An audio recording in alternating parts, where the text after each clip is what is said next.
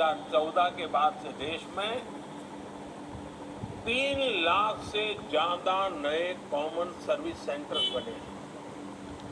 2014 के बाद से देश के गांवों में 6 लाख किलोमीटर से ज्यादा ऑप्टिकल फाइबर बिछाया गया है। 2014 के बाद से देश में 3 करोड़ से ज्यादा घर गरीबों को बनाकर दिए गए हैं। इनमें से 2.5 करोड़ से ज्यादा घर गांवों में ही बने हैं। बीते वर्षों में गांवों में 10 करोड़ से ज्यादा शौचालय, 1.5 लाख से ज्यादा हेल्थ और वेलनेस सेंटर, हजारों नए पंचायत भवन, इन सभी निर्माण कार्यों ने गांवों में लाखों युवाओं को काम दिया है, रोजगार दिया है। आज जिस तरह एग्रीकल्चर सेक्टर में फार्म मैकेनाइजेशन तेजी से बढ़ा है, उससे भी गांव में रोजगार के नए मौके बन रहे हैं। साथियों, आज भारत जिस तरह से अपने लघु उद्योगों की हैंड होल्डिंग कर रहा है, अपने यहाँ एंटरप्रेन्योरशिप को बढ़ावा दे रहा है, इससे बड़ी संख्या में रोजगार का निर्माण सुनिश्चित हो जाता है। हाल ही में प्रधानमंत्री मुद्रा योजना ने 8 वर्ष पूरे किए। इन 8 वर्षों में मुद्रा योजना के तहत बिना बैंक गारंटी 23 लाख करोड़ रुपए का लोन दिया गया है। इसमें से 70% लोन महिलाओं को मिला है। इस योजना ने 8 करोड़ नए एंटरप्रेन्योर्स तैयार किए हैं। यानी ये वो लोग हैं जिन्होंने मुद्रा योजना की मदद से पहली बार अपना कोई कामकाज शुरू किया है। मुद्रा योजना की सफलता ने देश के करोड़ों लोगों को स्वरोजगार के लिए हौसला दिया है, नई दिशा दिखाई है। और मैं साथियों आपको एक और बात बताना चाहता हूं। ग्रासरूट लेवल पर इकोनॉमी की ताकत बढ़ाने में माइक्रो फाइनेंस का कितना महत्व होता है, माइक्रो फाइनेंस कितनी बड़ी शक्ति बनकर के उभरता है, ये हमने इन 8-9 साल में देखा है।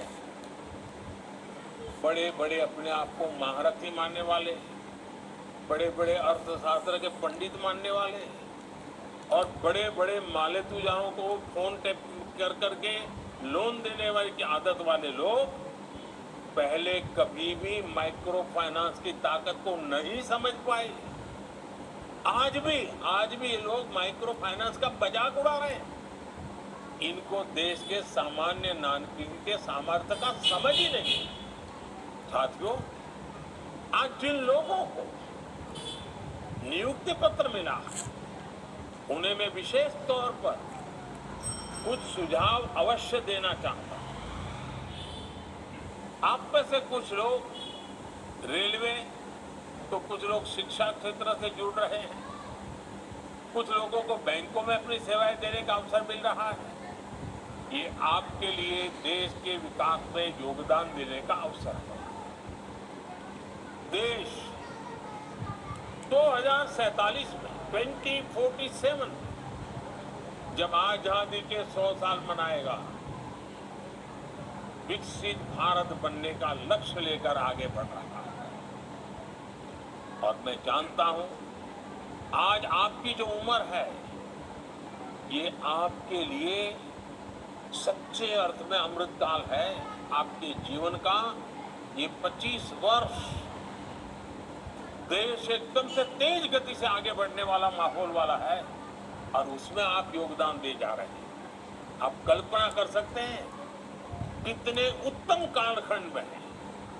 कितने उत्तम अवसर के साथ देश को आगे बढ़ाने के लिए आज आपके कंधों पर आप नई जिम्मेवारी ले रहे हैं।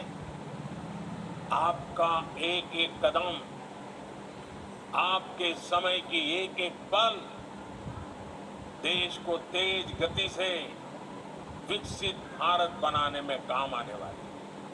आज आप एक सरकारी कर्मचारी के तौर पर अपनी यात्रा भले शुरू कर रहे हैं। इस यात्रा में हमेशा उन बातों को याद रखना चाहिए और हमेशा अपने आप को एक सामान्य नागरिक के तौर पर आप पिछले 5 साल से 10 साल से जब से समझने लगे हैं, क्या महसूस करते थे, सरकार का कौन सा व्यवहार आपको अखरता था, सरकार का कौन सा व्यवहार आपको अच्छा लगता था। आप भी ये जरूर मन में मानिए कि जो बुरे अनुभव आपको आए हैं, आपके रहते हुए किसी भी देश के नागरिक को बुरा अनुभव नहीं आने देंगे। जो आपको बीती होगी, आपके कारण किसी को नहीं बीतेगी। यही बहुत बड़ी सेवा है। अब ये आपकी जिम्मेदारी है कि सरकारी सेवा में आने के बाद दूसरों की उन उम्मीदों को आप पूरा करें, अपने आप को योग्य बनाएं। आप में से हर कोई किसी न किसी रूप में अपने कार्य से सामान्य मानवीय के जीवन को प्रभावित भी कर सकता है, प्रेरित भी कर सकता है, उसको निराशा की गर्त में डूबते हुए बचा भी सकता है। इससे बड़ा मानवता का क्या काम हो सकता है साथी। आपकी कोशिश होनी चाहिए कि आपके कार्य का सकारात्मक प्रभाव आपके काम से सामान्य मानवीय का जीवन बेहतर हो, व्यवस्थाओं पर उसका विश्वास बढ़ना चाहिए।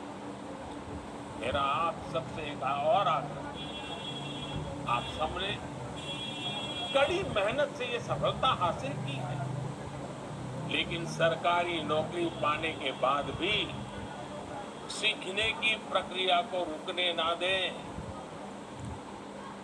कुछ नया जानने, नया सीखने का स्वभाव आपके कार्य और व्यक्तित्व दोनों में प्रभाव जगाएगा। ऑनलाइन लर्निंग प्लेटफॉर्म iGOT कर्मयोगी से जुड़कर आप अपने स्किल को अपग्रेड कर सकते हैं। और साथियों, मैं तो मेरे लिए हमेशा कहता हूं, मैं मेरे भीतर के विद्यार्थी को कभी मरने नहीं देता। मैं बड़ा विद्वान हूं, मुझे सब आता है, सब मैं सीख चुका हूं, ऐसा भ्रम लेकर के न मैं पैदा हुआ हूं न काम करता हूं। मैं हमेशा अपने आप को एक विद्यार्थी मानता हूं, हर किसी से सीखने का प्रयास करता हूं। आप भी अपने भीतर के विद्यार्थी को जिंदा रखना, कुछ न कुछ नया सीखने की कोशिश करते रहना, वो जीवन के नए नए द्वार खोल देगा। साथियों, फिर एक बार वैशाखी का पावन पर्व हो, जीवन का नया आरंभ हो, इससे बढ़कर के क्या अवसर हो सकता है। आप सभी के उज्जवल भविष्य के लिए पुनः बहुत बहुत शुभकामनाएं। एक बार फिर आप सबको बहुत बहुत बधाई।